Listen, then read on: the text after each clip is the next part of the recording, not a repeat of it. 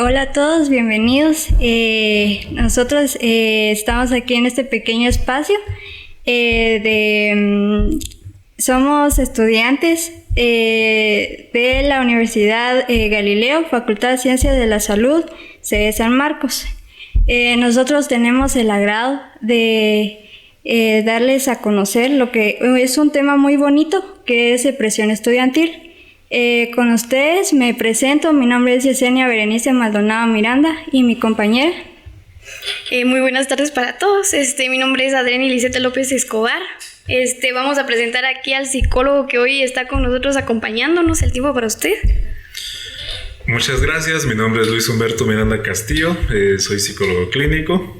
En primer lugar les agradezco la invitación. Yo he tenido una formación de psicólogo clínico, también he tenido la oportunidad de ser instructor de filosofía en una institución internacional en Quetzaltenango, y para mí es un gran honor el compartir este tiempo de conocimiento con estudiantes universitarios y pues con las personas que nos van a ver y que nos van a escuchar. Entonces es un gran honor y muchas gracias. Gracias a usted, licenciado, por también aceptar nuestra solicitud. Como les decíamos, queríamos impartir este tema que últimamente se ha visto mucho en adolescentes, y queríamos saber que si usted también nos da más información de cómo podemos tal vez prevenirlo o conocer sus causas, para que también no se corra un tanto riesgo de que todo el alumnado corra el riesgo últimamente de perder la vida, ¿verdad? Como se ha visto en estos últimos años. Quizás solo para que podamos empezar así a desarrollar el tema, usted nos podría dar una pequeña introducción sobre qué es depresión y después relacionarlo con los estudiantes. Ok. Pues para empezar, el tema de la depresión es un tema bastante amplio. Hay un amplio espectro de conceptos, de situaciones, y en este caso, pues ustedes me han comentado, ¿verdad?, que es más específicamente a la preparación académica, cómo un universitario llega a experimentar estos padecimientos que conlleva la depresión. Entonces, para comenzar, tenemos que iniciar desde los conceptos, pienso yo, de lo que no es depresión. Porque hoy en día allá afuera la gente tiene esa costumbre de autodiagnosticarse, ¿verdad? O sea, han utilizado palabras como tengo depresión, ayer me peleé con tal persona y eso hace que yo tenga ansiedad. Mi mamá es una esquizofrénica, y ya la gente utiliza esos conceptos como diario, y uno que está laborando eso día y noche dice, no creo que sea depresión, no creo que sea ansiedad, y la mamá no creo que sea esquizofrénica. Entonces, para iniciar el concepto de depresión, tendríamos que dialogar sobre lo que no es depresión. Mucha gente tiene muchos mitos sobre la depresión. Por ejemplo, hay personas hoy en día que dicen que si tal familiar mío se la pasa llorando es porque tiene depresión. Ese es un mito, porque una persona que tiene depresión no significa que se la va a pasar llorando todo el tiempo. Han habido pacientes que de hecho en las sesiones psicológicas no hay llanto.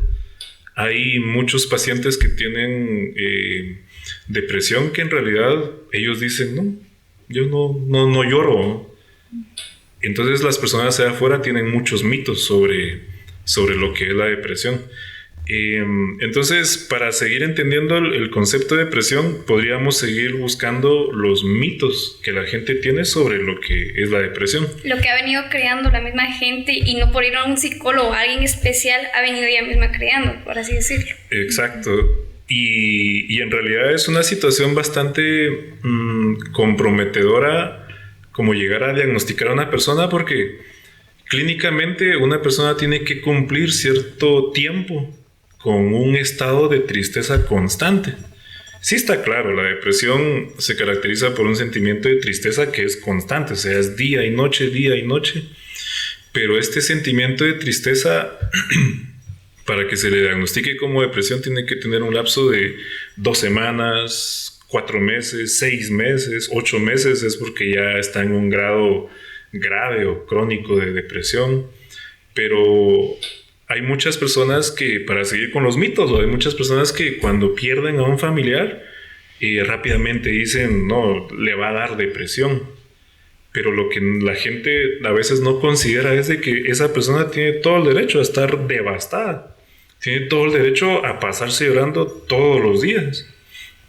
Tiene derecho a tener tantas ideas que antes no tenía. Y la gente dice, no, es que ya entró en depresión.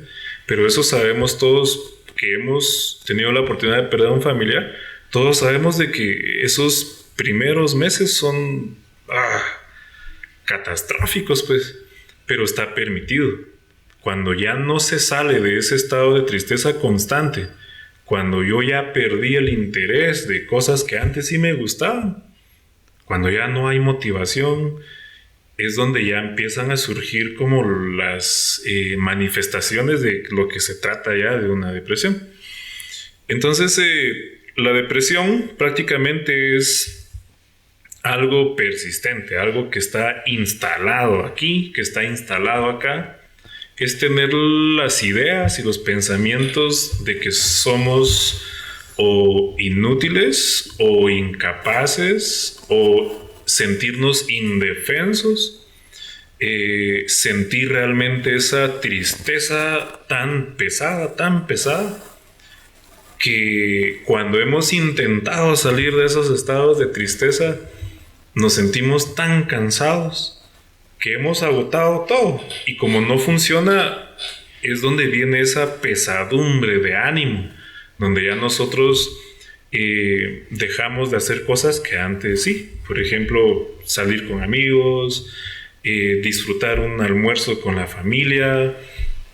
Nosotros aquí entonces entramos en un estado de soledad, disculpe, entramos en un estado de soledad donde nosotros mismos nos refugiamos en sí mismos para no, que por así decirlo, que no los demás nos vean que estemos tristes. O sea, vamos a notarnos solitos nosotros mismos en los cambios de actitud, es a lo que se refiere. Exactamente, y de hecho podemos hablar más libremente sobre eso de la soledad, porque filosóficamente le podemos dar un giro diferente a la palabra y al significado de soledad, porque la soledad en sí no es mala. Lo que es malo es la vaciedad. Y las personas que están vacías emocionalmente, mentalmente, cuando están solas, es donde se siente terrible, pues. Pero una persona que tiene en su mente, en su alma, si lo decimos así, si está llena de emociones muy bonitas, de recuerdos placenteros o simplemente pacíficos, no va a haber vaciedad. Va a haber tranquilidad, va a haber gusto. Y ahí la soledad se convierte en el espacio para crear. A mí me gusta mucho hablar de esta manera un tanto filosófica, porque siempre he pensado que cuando un músico quiere crear una melodía con su guitarra, lo que se necesita es silencio. Lo que se necesita es soledad. Un guitarrista no va a componer una canción en el estadio, en el mercado. Necesita silencio, necesita soledad. Entonces la soledad sirve para construir. Pero como tú dices, sí tienes razón. Llega a veces a tomarse de otra manera. Y muchas personas... Como cuando tenemos sentimientos reprimidos, sería esa soledad donde está así inactiva. Por ejemplo, aquí usted habla de la soledad que por parte es buena cuando tenemos sentimientos que nos van a ayudar, nos van a liberar, nos van a expresar. Y cuando tenemos la soledad acá, en este lado, por así decirlo, donde nos va a lastimar, donde nuestros recuerdos van a ser de esos recuerdos que lastiman, entonces ahí sí entraría parte de la soledad que afecta y que no afecta. Entonces, digamos que también podríamos decir que la depresión, digamos, también se puede dar así como que a la persona que tal vez no pueda expresar también sus sentimientos. Genial. Porque los retiene ahí, no se expresa, no dice nada, entonces eso en un momento pues explota y hace que la persona pues tampoco pueda como que avanzar, digamos. Esos dos puntos son tan valiosos porque se me vienen muchas cosas a la mente de situaciones que nosotros como humanidad hemos experimentado. Por ejemplo, la incapacidad que tenemos nosotros de expresar lo que sentimos. Lo que nos ha orillado la sociedad por presión a no hacer es expresarnos. Porque si yo expreso que estoy triste, mi familia va a decir, ay, por eso estás triste. Por eso chiquitito.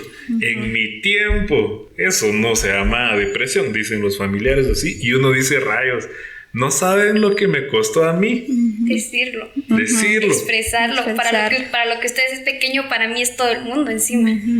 Lo minimizan, entonces yo digo, mejor saben que no digo nada. Me voy a mi cuarto a sentirme incapaz, a sentirme indefenso porque quiero ayuda. Yo intenté hablar eso con mis papás, pero me dijeron que en sus tiempos eso no era nada. Que no existía. Que no existe. Y de hecho, otra vez, simbólicamente, depresión.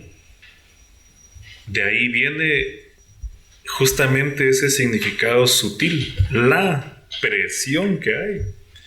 La sociedad de afuera, hay una presión psicológica tremenda. Lo que decías tú, que la incapacidad de expresarnos. Hay un alto índice que hoy en día se sabe muy bien, gracias a diferentes instituciones, por ejemplo la OMS, que se hizo un estudio estadístico de qué personas están más propensas al suicidio. Y es curioso porque generalmente varían tanto, pero oscilan más entre los hombres. ¿Y por qué los hombres? Porque a nosotros la sociedad nos ha presionado a que un hombre no puede manifestar la tristeza, así como, no es por hacer un comentario que venga a crear controversia, pero ustedes como señoritas, las mujeres tienen más facilidad de expresar lo que sienten. Les pongo un ejemplo muy claro, que nosotros vivimos en primaria o en diversificado, en básico, que en los salones de clase, en los pasillos de clase, está tan normal, digamos, ver a dos señoritas, una llorando en el hombro de la otra, y a veces entre hombres dice uno, ¿qué pasó? Muy malmente dicen, mujeres. Y no pasa nada, o sea, no hay otra amenaza, no hay una mención fuerte de decir, uy, pero ¿qué pasa si ponemos esa misma situación en el caso de dos caballeros, dos hombres? Ya lo consideran como una persona débil, como una persona frágil que no está dispuesta a... Sí, y no quiero utilizar temas así más vulgares, ¿verdad? Tú, porque un hombre ver llorar a otro hombre en el hombro de otro hombre... No, eso no. Entonces viene este pobre... caballero, y dice, ok, se me entró una basurita, no es nada, o sea, entonces la presión de muchas veces nosotros como hombres es que no nos permitimos expresar lo que realmente sentimos, y esa misma presión hace de que la única forma que nosotros hemos aprendido a expresar lo que sentimos es a través del enojo o de la ira, porque eso está bien visto, digámoslo, pues. Es fuerte, pelea, mira cómo le golpeó a la pared, mira sus manos. Es la única forma en que liberamos esa presión. Y aquí es en donde te digo, si la depresión consiste en enfermarse de tanta presión, entonces muchas veces los hombres cometen mayormente actos de suicidio. Para no dar explicaciones, podría ser, ¿verdad? Entonces tenemos a la depresión como un sentimiento o como un trastorno mental. Fíjate que son situaciones bastante interesantes abordarlas, porque ¿cómo sabemos? Es una pregunta al aire. ¿Cómo diferenciamos una emoción de un sentimiento? Y podemos abordarlo ampliamente. En conclusión, una emoción es pasajera, es temporal, es episódica, es un episodio. La emoción es algo que nosotros traemos así innatamente, es como nuestro chip, ¿verdad? Las emociones primarias básicas.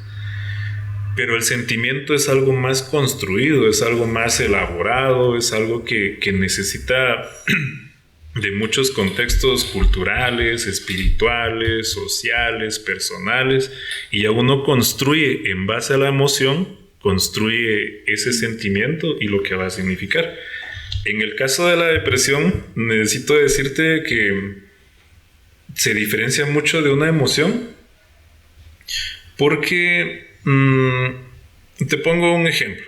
En el caso de las señoritas, cuando están en una etapa premenstrual, está muy claro. Cambio de emociones, de humor, un ratito enojados, otro ratito felices, otro rato tristes, sin ánimos, exhaustas, pudieron haber dormido más de las 8 horas, pero se levantan cansadas. Y eso, a veces las personas dicen, yo como que estoy entrando en depresión. ¿Sí? Porque me pasó en el mes pasado, en el mes antepasado, y yo siento de que es depresión, dicen algunas veces, ¿verdad? Pero eso no es depresión. Media vez, conforme va pasando el ciclo, las cosas cambian. Es la normalidad. Ajá. ¿Y eso a qué se debe? Pues ya hemos llegado a entender de que los cambios hormonales, toda esta diversidad de los funcionamientos de los neurotransmisores, las hormonas, está súper comprendido hoy en día de que son responsables de alteraciones del estado de ánimo, ¿verdad? Que también puede mencionarse ansiedad en estos ciclos premenstruales, pero no es ansiedad y no es depresión. Ahora, si en realidad esa tristeza que uno siente en etapas premenstruales siguen siendo constantes, persistentes en todo el resto del mes, entonces ya, bueno, tendríamos que descartar que tampoco esté atravesando una situación circunstancial o problemas, porque entonces si se queda encerrado en esa situación, yo diría que ya está cumpliendo también otros síntomas, que estoy seguro que vamos a abordar ahorita en un momento, ¿verdad? Cuáles son los síntomas, cómo se expresa, pero para encerrar bien la respuesta se diferencia de eso. Es episódico, la emoción es episódica, pero la depresión es constante. Es depresión cuando todos tus pensamientos, todas tus ideas están opacadas por un sentimiento de tristeza. Es cuando se pierde el desánimo, se pierde el deseo y se pierde el interés en las cosas que antes hacíamos. Entonces, esa sería la diferencia. Bueno, entonces, digamos, uno de los signos o síntomas podría ser que, digamos, de plano, tal vez la persona pasó algo traumático en el pasado, digamos. Entonces eso tal vez lo puede venir ella como que arrastrando y arrastrando. Entonces eso tal vez sea como signo que ella pueda decir, no, es que estoy mal, necesito ver a alguien, o no sé, otro de los signos o síntomas que pueda presentar la persona. Diferenciar más o menos qué es un signo y es un síntoma para poder descartar qué es depresión y qué sí tiene depresión, ¿va? Como nos estamos refiriendo al ámbito estudiantil, más serían los signos y síntomas de acá, de presentar cuáles los signos que puede presentar un estudiante en el transcurso de su educación académica, hablando desde que puede empezar desde una primaria, desde una secundaria, o desde un diversificado, o incluso a una universidad. Ok, sí, está bien. Signos, síntomas. Podemos empezar como mencionando que me llamó mucho la atención lo que tú dijiste de un trauma. Y existe un filósofo estoico que me encanta mucho esta frase que él dice: la gente hace cosas, pero lo que nos afecta es el significado que nosotros le dimos a esas cosas. Y es increíble porque han habido pacientes que han sido víctimas de abuso sexual, por ejemplo. Y humanamente cada quien tiene unas ideas de cómo va a ser esa persona cuando crezca, ¿verdad? Pero lo más interesante es escuchar las diferentes versiones que una persona abusada sexualmente desde la infancia viene a presentarnos. Hay una gran diversidad. Hay pacientes que tienen una gran resiliencia, que es esta capacidad de sobreponerse a las situaciones, de recuperarse de las situaciones. Pero hay personas que por esta experiencia, por este trauma, prácticamente toda su vida ha sido arruinada, ¿no? Pero ese es el significado que ella le dio a esta experiencia. En ningún momento podemos minimizar estos traumas, pero quería empezar mencionando esa frase, ¿verdad? Las personas hacen cosas, pero lo que nos afecta son las ideas o el significado que nosotros le damos a esas cosas. Ahora, ¿qué síntomas, qué signos? Para recordarnos un poco, pues, cuando un paciente llega, ya sea a un hospital o con un psicólogo, ellos empiezan a decir su versión. Me duele esto, me duele lo otro. Entonces esa versión es subjetiva porque él está sintiendo eso. Nosotros necesitamos corroborar que eso sea en realidad ya un síntoma, que sea comprobable científicamente. ¿A través de qué? De exámenes, ¿a través de qué? De una observación más minuciosa para que uno diga, bueno, esta persona vino expresando ciertos signos, pero con ciertos exámenes confirmamos de que sí, tiene este síntoma. En el caso de la depresión, en realidad también es el mismo proceso, es parte del método científico. Y en el caso de los estudiantes, para saber qué signos o qué síntomas se manifiestan por la depresión, podemos empezar agregando el primero, que sería una alteración en lo que es, lo voy a decir revuelta, una alteración de la alimentación. Comer más que antes o comer menos que antes. No hay un catálogo exacto y preciso que digan que las personas con depresión ya no comen, porque hay casos de personas que bajo estados de mucha tristeza es donde más comen. Aumentan. O casos de personas que en realidad dicen, no tengo hambre, no. Entonces la primera señal realmente sería perder interés o gusto por las cosas por las que antes sentía satisfacción comer, ¿no? Ese es un síntoma que se nota a grandes rasgos. Ese sería el primero. El segundo sería una alteración en el estado de sueño. Personas que duermen bastante o personas que no duermen, que es el insomnio. Y ese es un check, ese es una señal de alerta también, porque a quién le va a gustar el insomnio, pues. Más cuando uno quiere dormir, no puede dormir. Y no puede dormir porque está algo por ahí rondando y ya empiezan las alteraciones del sueño. Y en el caso de las personas que duermen demasiado, pues definitivamente es su forma de desconectarse, pues. Si yo ya no quiero saber nada de mi realidad, si a mí la realidad es la que me cansa y me agota, entonces me desconecto. Como una persona alcohólica que prefiere entrar al alcohol o drogas y solo que en este caso sería dormir y no saber nada del mundo exterior. Anestesiarse tú. Anestesiarse con sustancias. Y es justamente eso, es entrar en ese ensueño que traen las sustancias, alcohol, cualquier sustancia alucinógena o droga, también es está claro que uno, eso sí lo puede llegar a decir fácilmente cuando uno mira a los señorcitos, van a las cantinas y ponen a Vicente Fernández o ponen música así, que por tu maldita madre. Y uno dice, pobre ese cuate tiene un cuadro depresivo muy grueso, pues. Y la única forma de que él ha logrado darse cuenta que tiene un síntoma de depresión, pues es estos excesos en la alimentación.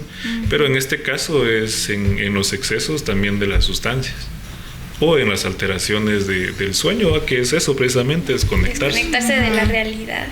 Sí. Había un psicólogo, creo que era Viktor Frankl. Sí, Viktor Frankl mencionaba de que todos nosotros tenemos una forma de desconectarnos de la realidad.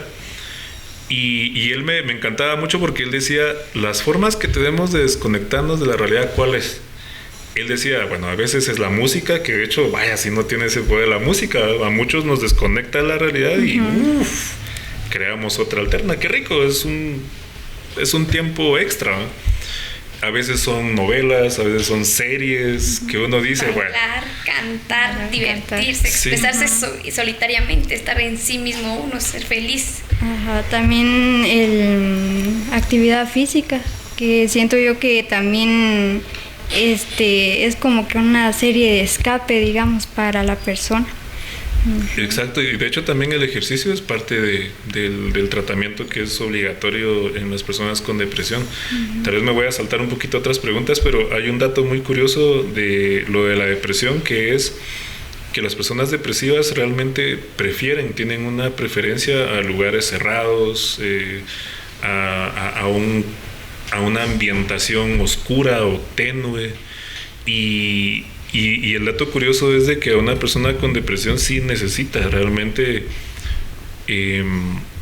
llevarlo a exteriores, a un campo, a un lugar, a que le pegue el sol. Hay tantas cosas que simbólicamente pues me gustaría mencionar más, ¿verdad? Si hasta las mismas plantas necesitan del sol para retroalimentarse, nosotros también necesitamos eso. Y es curioso que una persona enferma de depresión busque estos lugares aislados, encerrados, oscuros, pero cuando ya empieza a integrársele a un ambiente más abierto, a un ambiente más de integridad, es parte de esa recuperación tanto hormonal y esa homeostasis que tiene el cerebro, ahí que repercute en nuestro comportamiento. Entonces sí sería por ahí el asunto del otro síntoma, la alteración del sueño. ¿Duermen más o duermen menos? El tercer síntoma sería, en el caso de los estudiantes, sería los problemas o distorsiones cognitivas o de aprendizaje. Por ejemplo, podemos hoy en día leer un texto que antes leíamos tan fácilmente, pero hoy decimos, no se me queda, mano, no sé qué significa, qué me está pasando, ¿eh? ¿Cómo voy a hacer esto? ¿Cómo es? Si antes lo hacía y ahora ¿por qué no puedo hacerlo? Exacto. Y aunque nos lo vengan a explicar amigos o amigas y uno dice, ya no entiendo, ¿verdad? No puedo. Ese es otro síntoma. Cuando nosotros, ¿cómo es eso, verdad? Porque cada uno de nosotros somos la medida de lo que sabemos que está bien y que está mal. Y no hay nadie más que tenga que venir a decir eso, ¿verdad? Pero es un ejemplo así sencillo. Leer algo antes que era fácil, pero ahora ya no. Ese es un ejemplo. Otro es la atención. Otro problema o distorsión cognitiva es la atención, que nos cuesta mucho realmente estar atentos a una clase o a un tema. Y ahí se ve reflejadamente otro síntoma, que la depresión está demandando que se atienda primero esa situación emocional que está viviendo. A mí me encanta mucho y me gusta mucho decir este ejemplo de que a veces le digo yo a madres de familia que sus hijos están en primaria o en básico, que las mamás dicen, mire, mi hijo no pone atención, hasta otra vez vamos con el diagnóstico gratis que dan ellos, ¿va? Que dicen, mi hijo tiene déficit de atención. Y yo digo, déficit de atención, no creo que sea déficit de atención. A ver, vamos a evaluar al niño. Entonces llega el niño y el niño está, y a grandes rasgos uno dice, no, pues sí, no me está prestando atención y cumple otros rasgos. Pero el ejemplo que yo siempre pongo es este, le digo yo a los papás. Entonces voy a poner a ustedes dos. ¿Qué pasaría si ustedes dos ahorita, antes de venir a esta sesión, qué pasaría si ustedes dos se recordaran que antes de salir de sus casas no echaron llave? Es más, dejaron abierta la puerta. Y no hay nadie más. Va, agreguémosle algo más trágico. Ayúdenme a inventarme algo más trágico. La llave de la estufa abierta. Va, y ustedes dejaron la llave de la estufa abierta. Y ahorita, precisamente, antes de que empezara esta sesión, flash, se acordaron. Agréguémosle otro más trágico. Llegando mamá a aprender y acordamos que dejamos abierto eso y no podemos llamarle, no podemos avisarle. Estamos pensando y cómo hacer. No entra la claridad luego a la casa y tiene que la mamá o alguien tiene que, por ley, tiene que prender la luz. Entonces nosotros rápido, ¿cómo se llama? Porque sabemos que al prender la luz puede estallar todo eso. Entonces puede entrar uno en desesperación o el pensamiento ahí rondando, ¿qué hacemos? ¿Cómo hacer esto? ¿Cómo avisarle? ¿Cómo decirle? Le voy a agregar dos cosas más trágicas para que se vuelva así un caos. Agreguémosle de que uno de sus familiares les recomendó a ustedes el dinero les recomendó un dinero que es bastante y ustedes lo dejaron ahí cerca de la puerta. Y el último ingrediente, agreguémosle de que la mascota de nuestro hermano, nuestra hermana, que es su adoración, que nuestro hermano y hermana nos ha dicho, no dejen abierta la puerta porque si se sale el canelo, el firu, si se sale el firu, mi hermano o mi hermana se muere. Entonces tenemos un cuadro así trágico, pues. Entonces yo les preguntaría, ¿estarían ustedes conscientes ahorita? ¿Su atención estaría acá? ¿Su atención estaría en lo que están diciendo? No, claramente no.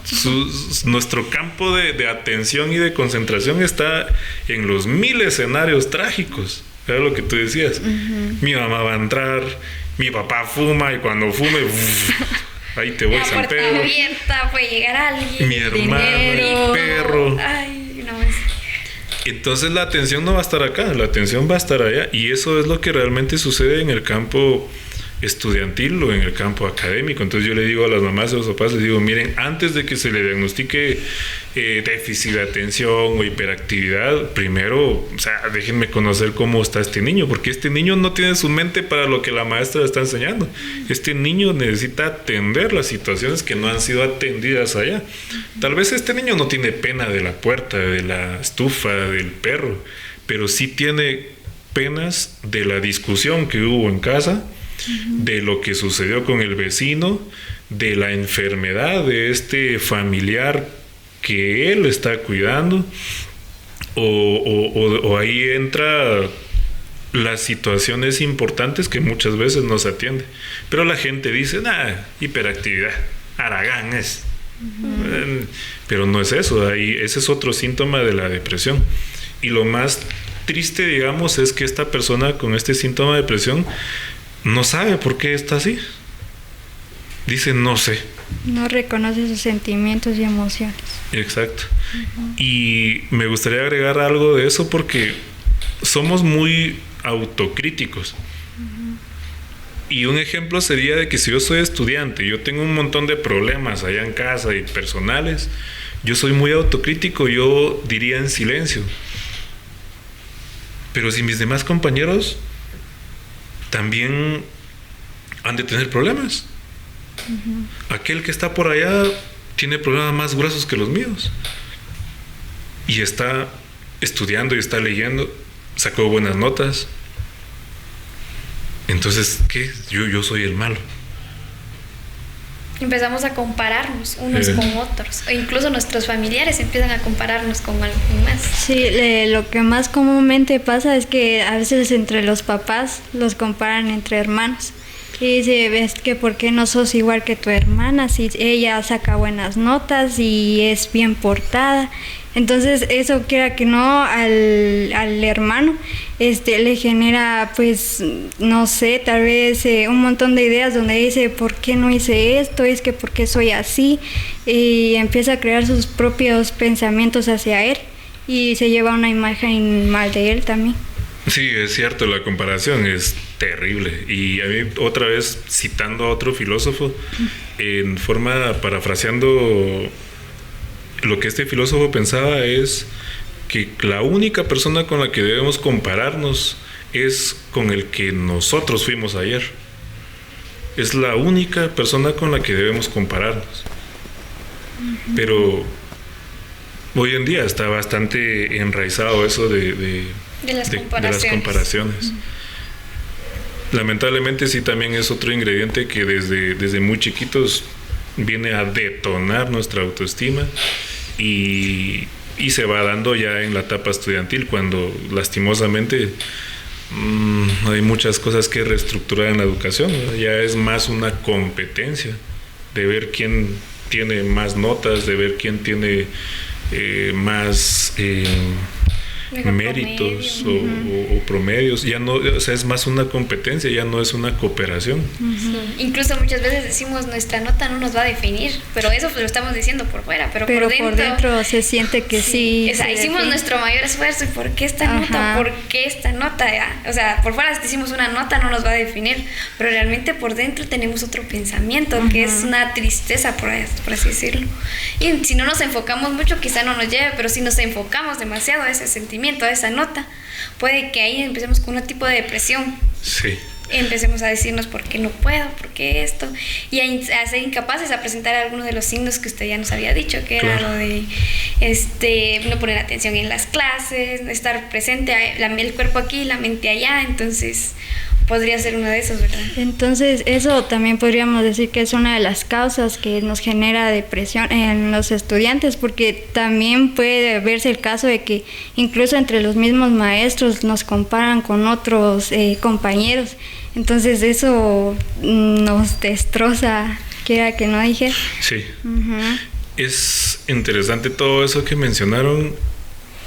Yo puedo imaginar que todas esas presiones sociales, que del promedio, la segunda presión social de que, ay, no me van a contratar en tal lugar, porque ahí están buscando solamente gente de tal promedio. Esas son dos presiones gruesas, pues. La presión de los padres, que podríamos estar acá ahorita, por así decirlo, de ejemplo, en la universidad.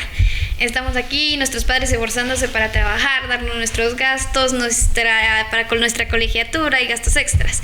Y nosotros venimos y sacamos una nota baja y decimos, ay, no, ¿y ahora cómo le voy a decir esto a mis papás? Ellos que se están esforzando, yo que estoy aquí, ¿por qué esta nota, verdad? Entonces también podría ser una presión que nosotros tenemos acerca de nuestros padres para poder dar una buena nota. Claro. ¿Y de qué se enfermó? De presión. Entonces, lo que yo siento que puede ser como una oleada que venga a limpiar todas esas presiones sociales es recordar realmente las cosas sencillas y humildes que tenemos como herencia histórica de personajes que han callado muchas bocas, ¿no? Comienzo con el que a mí más me encanta mencionar, que es un Sócrates. Sócrates, ¿qué preparación tuvo?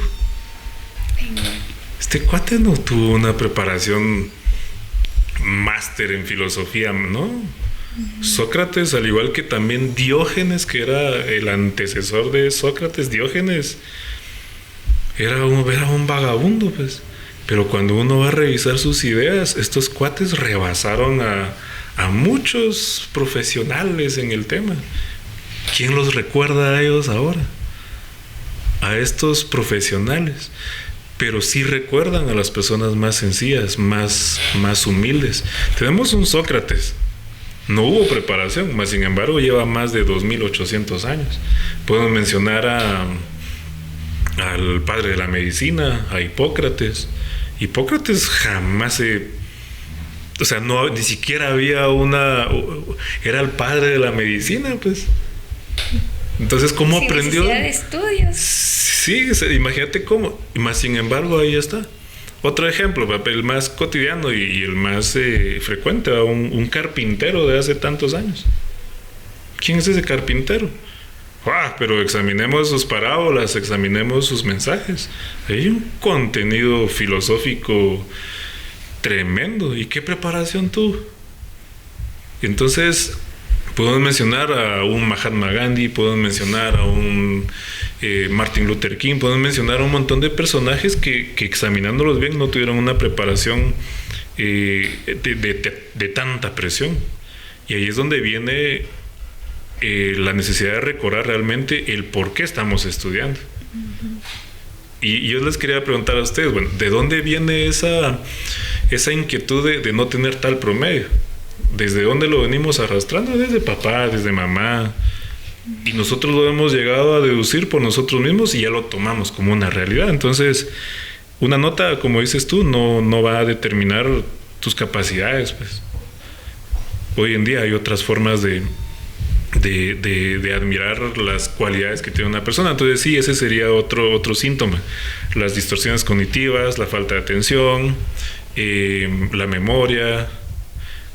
Otro síntoma, creo que con otro síntoma les puedo mencionar para no enfrascarnos en esto. El otro síntoma realmente sí ya sería un sentimiento de inutilidad o ya tener una ideación suicida. No quisiera hacer eso con ustedes dos, pero mentalmente se van a contestar. ¿Cuándo fue la última vez que tuvimos una idea suicida? Aunque haya sido muy inocente o pasajera, no me van a contestar. Pero mucha gente de afuera tiene ideas suicidas diario. Un ejemplo. Sale mamá o sale papá y dice, bueno, mija, mira, bueno, mijo, y regreso. A ver si regreso. O sea, que ya está pensando en que, rayos, me puedo morir, ¿verdad? Ya puede pasar algo. Me puede pasar algo. Hay otras personas que dicen en una cena familiar. Hay personas que dicen, aprovechen que estamos todos, porque va a haber un día en el que yo no voy a estar. Esta persona ya está pensando en su muerte, pues. Se está preparando. Tiene ya ideaciones de lo que le puede que pasar. ya le puede pasar. Y una cosa está bien, según la tanatología que dejó el concepto esta doctora Elizabeth Kubler-Ross, que la tanatología es preparar mentalmente a un paciente de una enfermedad terminal a aceptar la muerte. Es muy diferente pensar en la muerte en ese contexto de preparación a pensar en la muerte como un concepto de solución. Y ahí es donde les digo, muchas personas tenemos ideas suicidas así, o pasajeras, o episódicas, temporales, o ya inclusive en el caso de una depresión crónica o grave, permanentes, ¿no? Entonces eso es otro síntoma, las ideaciones suicidas. Y ojo con eso, porque hay fechas que son muy complicadas. Navidad, Año Nuevo, cumpleaños, cuando ya uno empieza a hacer su propia cuenta de cómo ha cambiado uno en este año. Hay muchas personas que en Año Nuevo entran en ideas suicidas que dicen, tal vez el mundo estaría mejor si yo no estuviera, ¿no? O tal vez mi familia, o tal vez si yo me muriera, mi pareja. Entonces hay muchas ideas, ajá. Y eso sería otro síntoma. Hay un montón de síntomas más, pero considero que con esos podemos ir abordando algunos. La depresión podría ser una etapa o digamos que podría quedarse permanente, por así decirlo, mientras no pase, llegue hasta el suicidio, sería una etapa. En el caso, digamos, tal vez siento yo que más se da en la adolescencia. No sé si eso sea solo porque es adolescente o sigue avanzando hasta seguir su vida. La depresión es increíble. Hay muchos papás que tal vez están escuchando esto y dirán, ya están alcahueteando a los niños, creyendo de que ellos ya sufren depresión. ¿Qué penas tienen?, dicen los papás. Pero hoy en día hay índices de niños que tienen un cuadro depresivo, adolescentes que tienen cuadros depresivos. Volvemos a lo mismo, ¿no? Quizá por el bullying que se pueda dar en una escuela y presentamos ya un cuadro depresivo, ¿no? Sí. A mí me gusta también tomar esa comparación de lo que dicen los papás. ¿Cómo van a haber niños que tienen depresión? ¿Qué penas tienen? Bah. Solo por tomar un ejemplo que me va a salir un poquito del tema.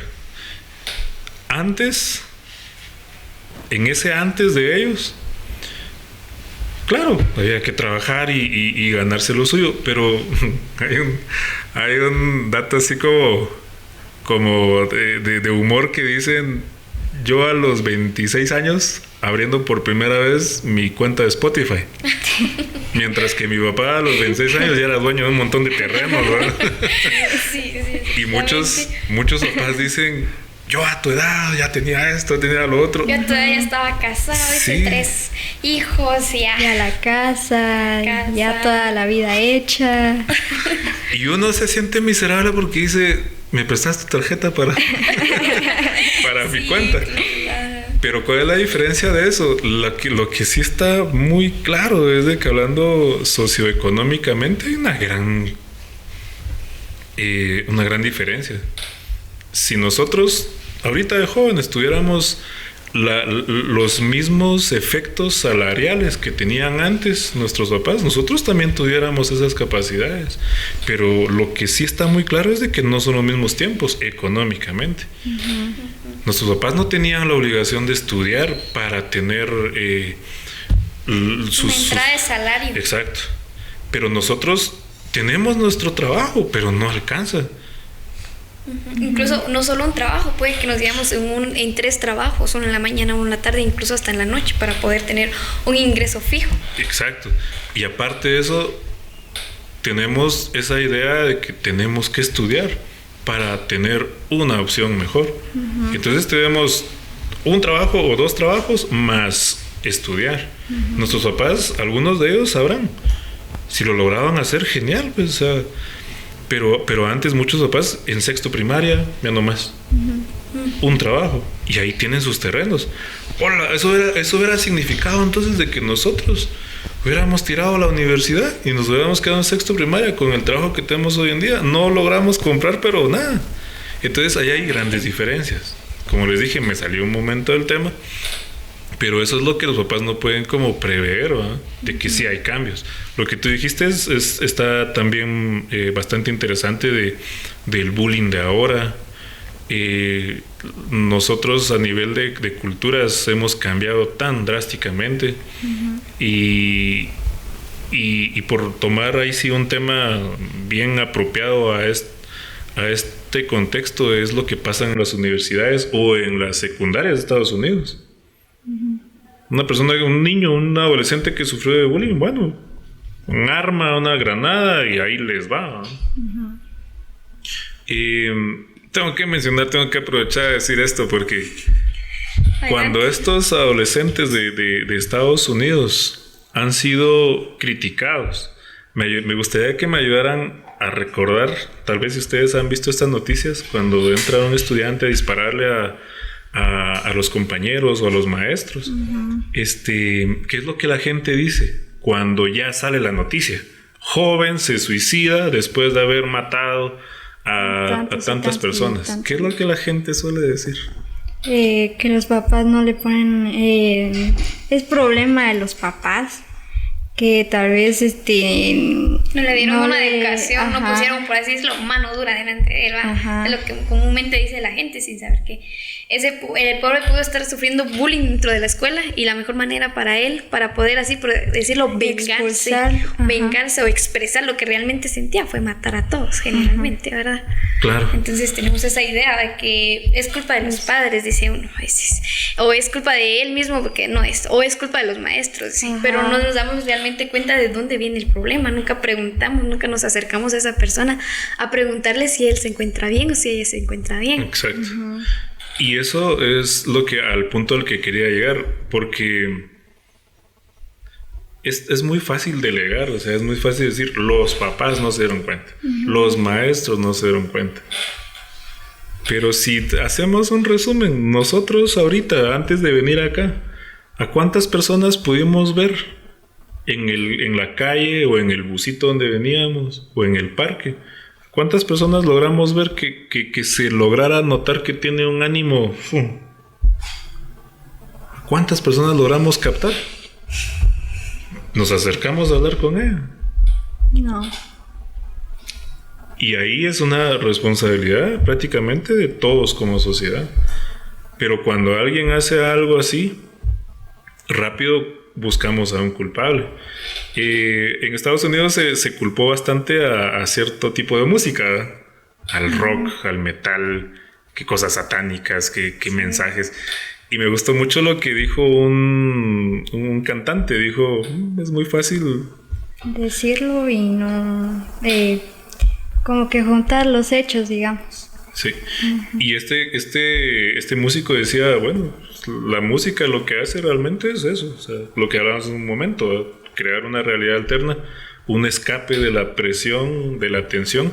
Pero él decía, en realidad aquí los que tuvieron el problema fue en dónde estuvieron esos maestros que no lograron ver estos síntomas, en dónde están esos alumnos que por ser las superestrellas de sus establecimientos tuvieron que hacer de menos a este. ¿En dónde están? ¿En dónde? Entonces él dice, es muy fácil satanizar o culpar a la música o a otras personas, cuando en realidad uno mismo es quien también contribuye a no prevenir estas cosas. Entonces sí sería por ahí el contexto. Quizá ya para ir finalizando, ¿verdad? Tenemos otra pregunta, sería como, ¿quiénes son más susceptibles en sufrir este tipo de depresión? Así, por ejemplo, los niños o los adolescentes o las personas ya mayores, o sea, hablando del ámbito estudiantil siempre, ¿verdad?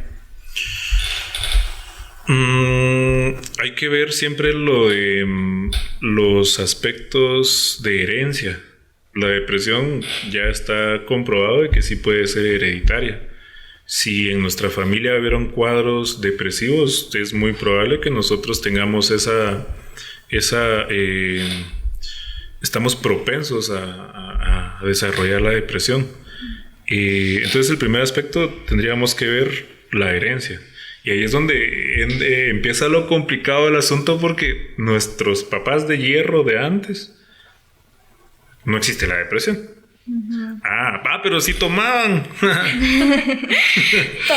Tomaban. Entonces este cuate sí tuvo un cuadro depresivo. Tuvimos una mamá que dice que la depresión no existe, que las mujeres tienen que acostumbrarse al dolor y que la depresión no existe. Lo dice la señora que tiene ahorita unos serios problemas de salud. Su sistema inmune está colapsado, que a cada ratito se enferma la bonita. Y el estado inmune o el sistema inmunológico va de la mano con nuestro estado de ánimo. Pero para ella no existe la depresión. Para él nunca existe. No existe. Para el papá menos tampoco. Y si nosotros preguntamos a nuestros familiares, ¿quién tuvo depresión en nuestra familia? Y nadie. Eso no existía antes. Pero sí tomaban, sí esto, sí lo otro. Entonces sí hay un cuadro. No estoy diciendo también, ¿verdad?, que las personas del que acabo de mencionar ahorita, como personas alcohólicas, realmente ya tienen un cuadro depresivo, sino que también hay otros contextos, pero ese es el primer aspecto, o sea, que no haya una herencia donde esta enfermedad pues sea base en el desarrollo más adelante. Esa es una. La otra es... me fui un poco más... Vuélvanme nuevamente a traerme el contexto de... El contexto era de como quiénes son más susceptibles. Más susceptibles. Más susceptibles, sí. Hablamos desde los niños hasta un universitario. Ok, sí está lo de la herencia. En otro aspecto sería también personas que aquí en el contexto de Guatemala hay muchas personas que por vivir en lugares... lejanos del casco urbano también están propensos a eso. ¿Por qué? porque saben de la presión social. Si yo soy un joven que mis papás pues son de un origen indígena, ajá, entonces a mí me va a dar cierto sentimiento de inferioridad el ir hoy a la universidad, que hay traje de gala, yo solamente tengo mi traje pues, típico. Entonces empieza el sentimiento de inferioridad, la exclusividad. Sí. Excluir a todos. Ahí es en donde estos alumnos pueden llegar a ser más propensos. Alumnos que tengan en realidad problemas con su autoestima son fieles candidatos a esto por las comparaciones que suelen haber. Físicamente, mentalmente o cognitivamente.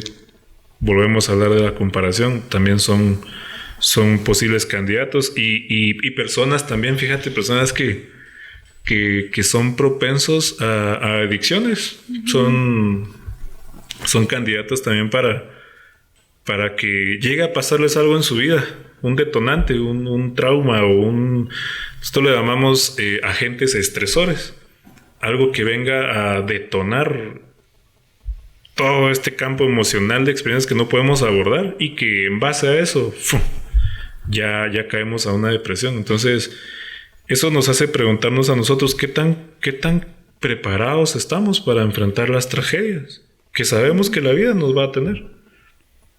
Y ahí es en donde las personas que obviamente no estamos capacitados, pero es necesario preguntarnos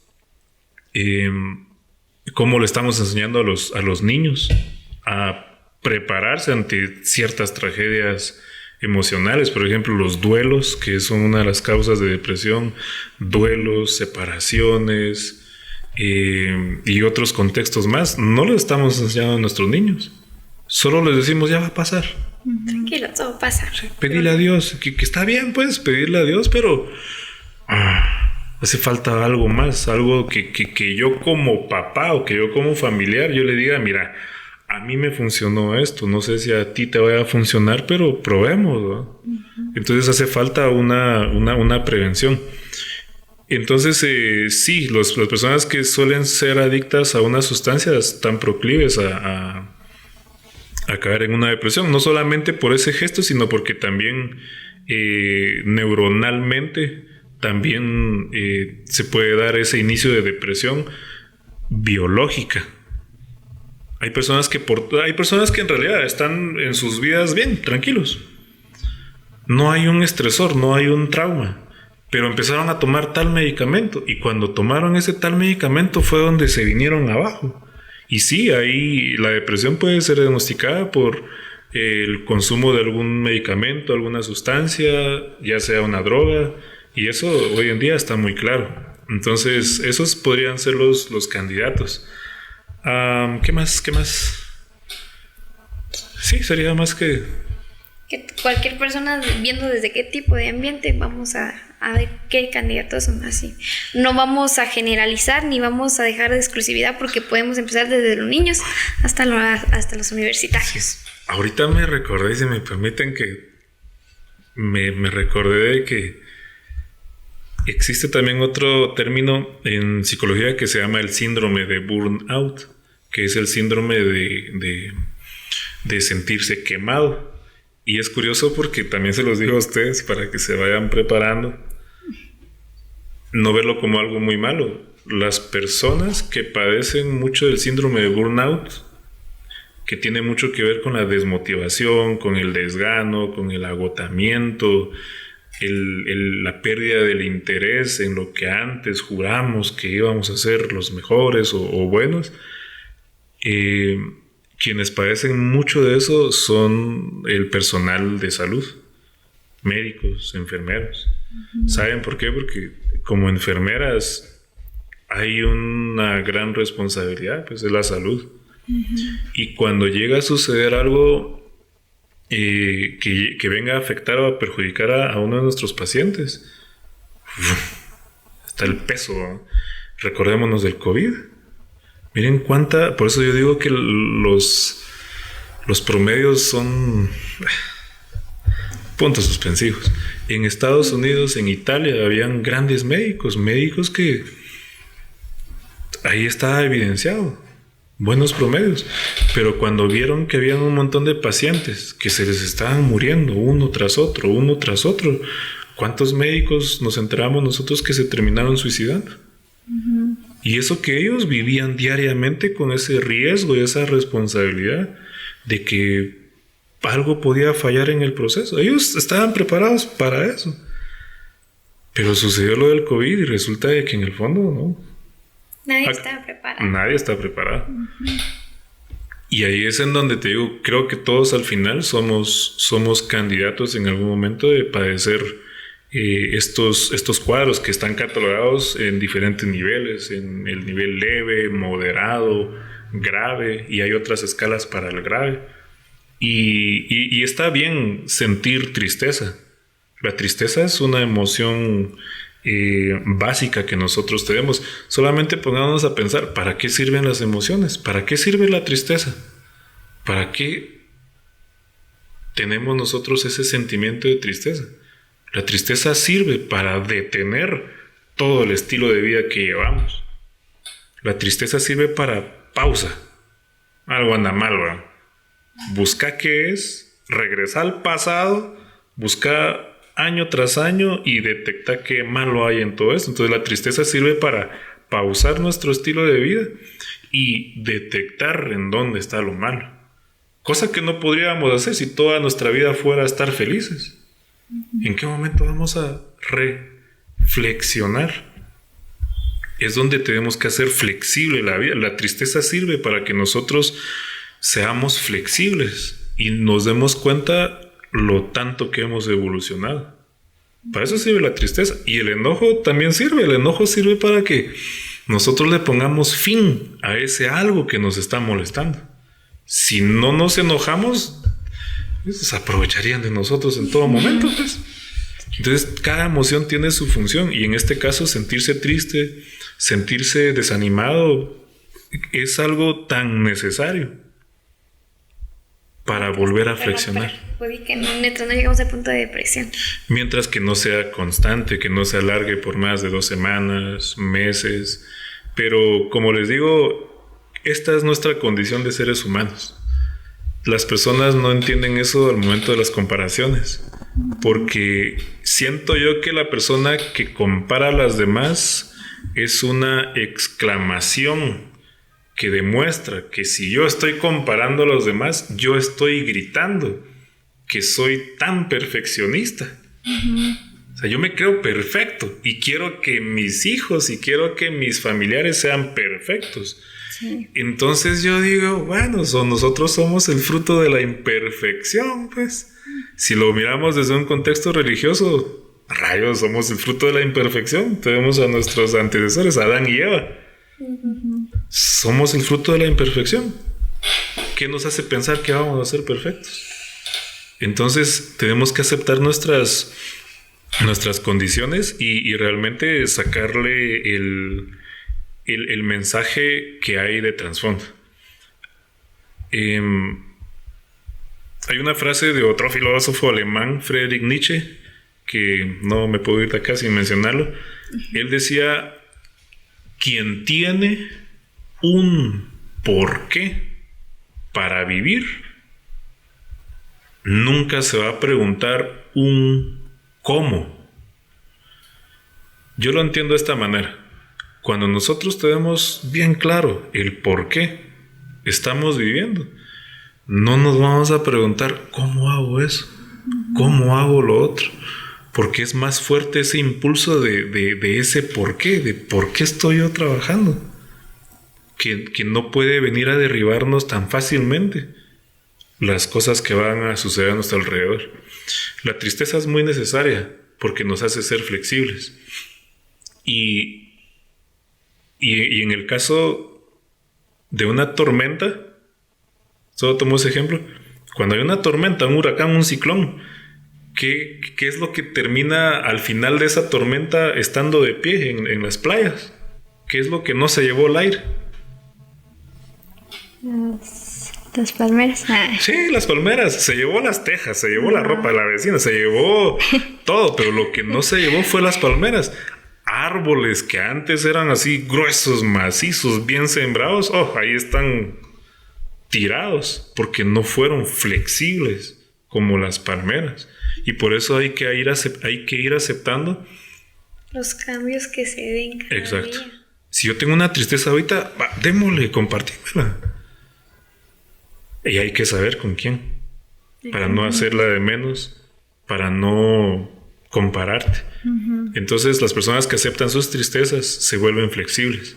En cambio, las personas que dicen, no, ahí está su flexibilidad. O sea, ¡fum! Vámonos. Es como esa tormenta, ¿no?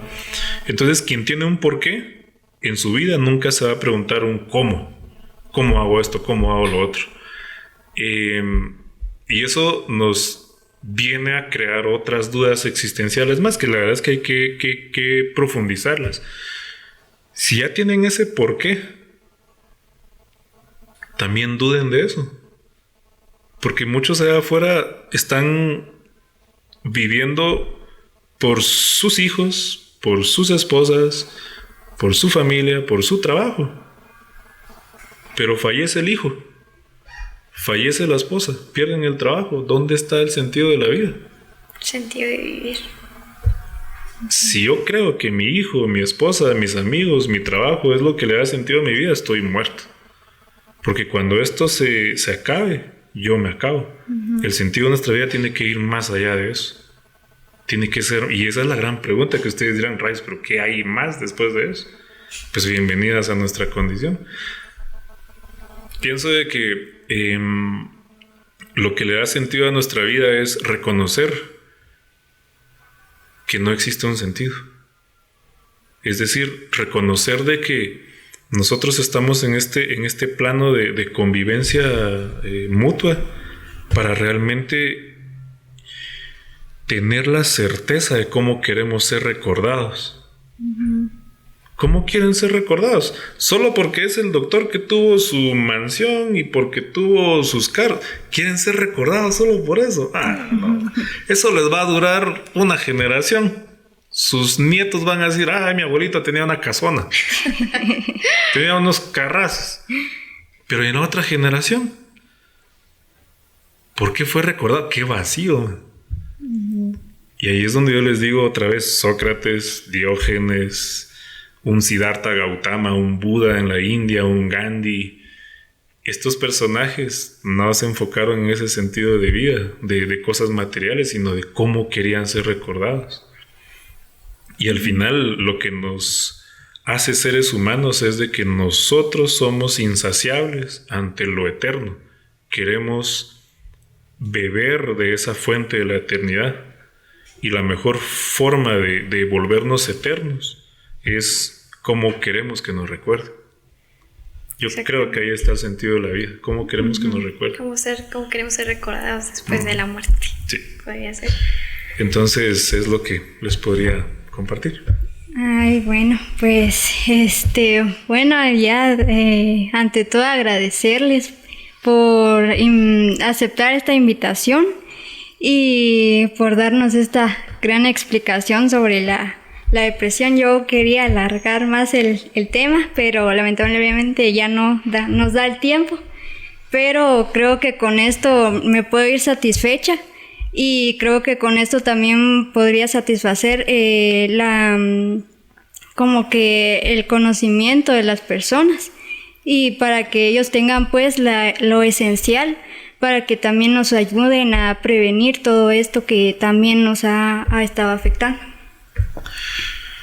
Sí, ya como lo dice la compañera, agradecerle por aceptar nuestra invitación, ¿verdad? Y venir a explicarnos sobre el tema. También para aquellos que nos vayan a visualizar, recordarles que la depresión no la tenemos que guardar, nuestros sentimientos los tenemos que expresar, no tenemos que guardarlos.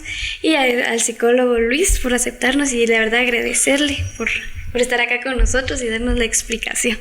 Muchas gracias. Pues para mí fue un gusto, fue un honor y siendo pues la Universidad Galileo pues quien me está invitando y gracias a ustedes también pues me hizo recordar, ¿verdad?, que Galileo logró demostrar que que puede ser evidenciadas las cosas lógicas ante una sociedad que en ese momento en el que vivió Galileo tenía certezas. Galileo vino a demostrar que esas certezas estaban mal. ¿Y por qué lo menciono? Porque me parece muy noble lo que están haciendo ustedes. Están aportando lo que sabemos. Porque el mundo de afuera tiene certezas, el mundo de afuera cree que ya sabe todo. En una era de conocimiento, mucho conocimiento también desinforma. Pero si ustedes siguen haciendo esta labor muy buena de compartir lo que saben, de tener a un personal que también pueda deleitarse en ese gusto del conocimiento, creo que están siguiendo muy bien los pasos de poner a prueba las certezas que el mundo tiene de afuera. Y como bien dijo un cantante por ahí, bueno, que cada quien aporte lo que sepa. Y para mí fue un honor. Muchas gracias. A usted las gracias y bueno, eso ha sido nuestro pequeño espacio por hoy y espero algún día también repetirlo y darle ese conocimiento que necesita también nuestra población, ¿verdad? Para prevenir otras enfermedades.